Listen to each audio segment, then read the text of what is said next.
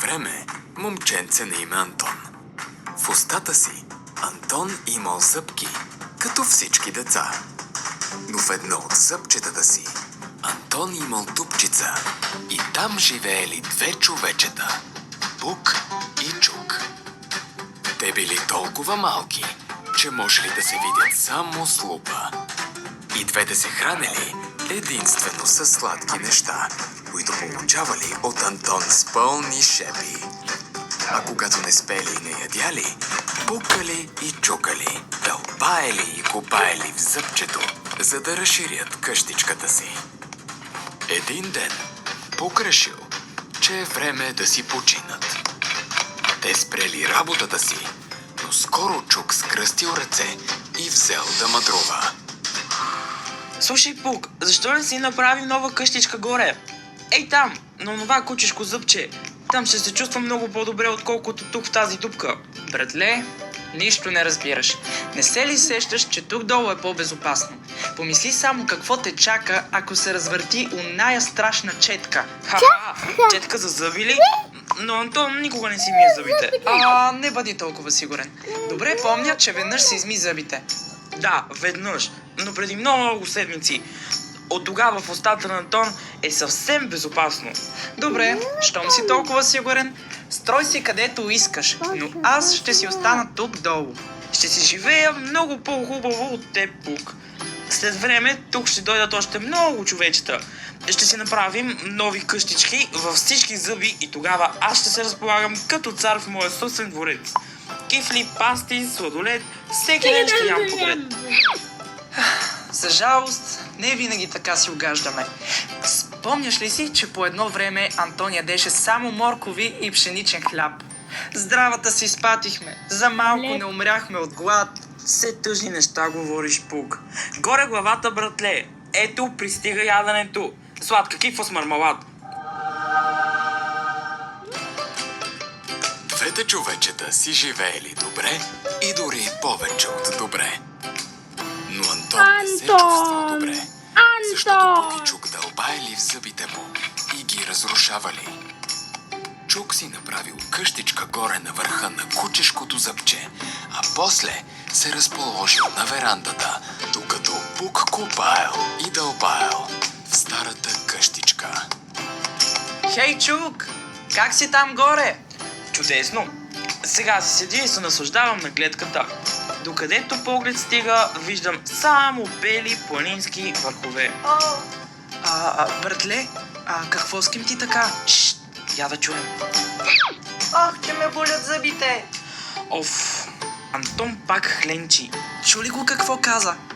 Каза, ох, че ме болят зъбите. Според мен Антон е голям ревло. Да запомни, сега ще чукна на едно място, където зная, че боли. Слушай. Антон извика, ох. Ей, Пук, чухни пак. Трябва да си миеш за четката, Антоне. Кой се обади?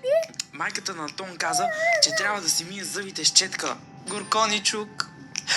Представи си, че Антон отново започне да употребява онази отвратителна четка. Какво ще правим? Трябва да го убедим да не си мие зъбите с четка. Да извикаме дружно. Не слушай майка си, Антоне! Не слушай майка си! Въпреки всичко, Антон ще си измие зъбите. Чувам как налива вода в чашата. Ето и четката. Помощ, Пук, помощ! И как кипи в очи тая ужасна паста за зъби. Апчих, апчих! Мислиш ли, че сега ще успеем да се измъкнем? Внимателно, внимателно. Каква тъжна гледка!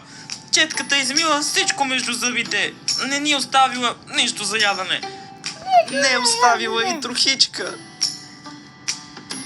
Щом Антон си измил зъбките, веднага му улекнало. Но не всичко се наредило. Дупките все още били там. Рано на другия ден, двете човечета се запретнали да дълбаят. Майката на Антон взела правилното решение. Братле, защо си толкова сърдит? Гладен съм. Скоро ще хапнем нещо сладичко. Съмнявам се. Да поговорим с Антон. И какво какво ще говорим? Той не ни слуша. Ако извикаме дружно, може би ще ни чуе. И какво да извикаме? Ще извикаме, че искаме сладка кифла. Искаме кифла! Кифла искаме! Отвори си устата, момче. Чули нещо? Обади се някакъв мъж. Какво каза? Каза, отвори си устата. Странно. Виж, Антон си отваря устата. Добре, че извикахме. Дано кифлата е с мармелад. До кога Антон ще стои с отворена уста? Виж как светна. Сякаш слънцето грейна. Какво мислиш, че свети? Повдигни ме да видя. Виждам... Знаеш ли какво виждам? Една грамадна лампа точно до устата на Антон. 10 пъти по-голяма от слънцето. Какво друго виждаш? Един мъж с бяла престилка. Оле!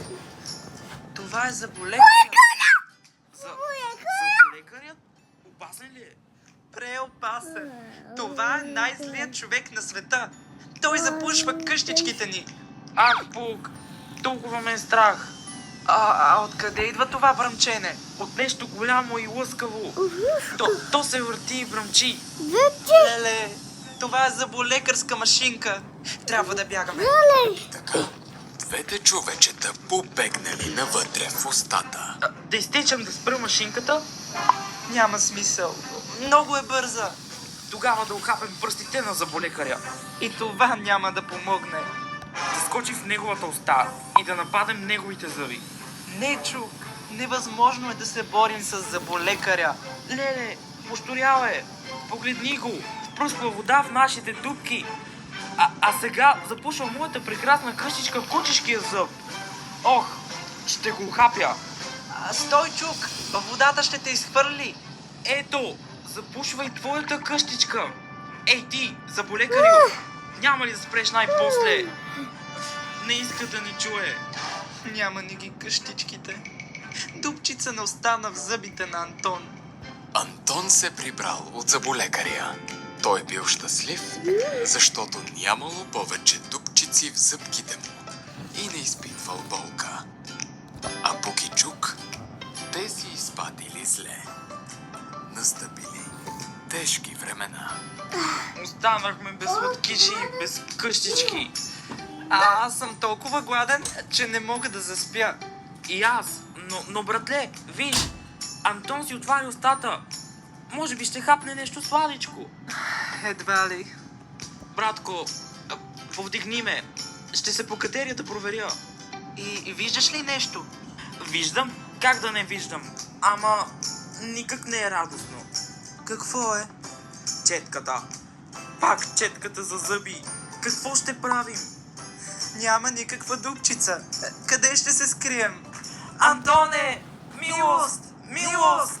Никога повече няма да те мъчим! Обещаваме! Помощ! Помощ! Четката му отнася! Дръж се, Чук! Не мога! Помощ! Помощ! Пусни ме, проклета четко! Нищо не помогнало. Нямало дупки в зъбките, където да се скрият човечетата. И четката ги изхвърлила от устата.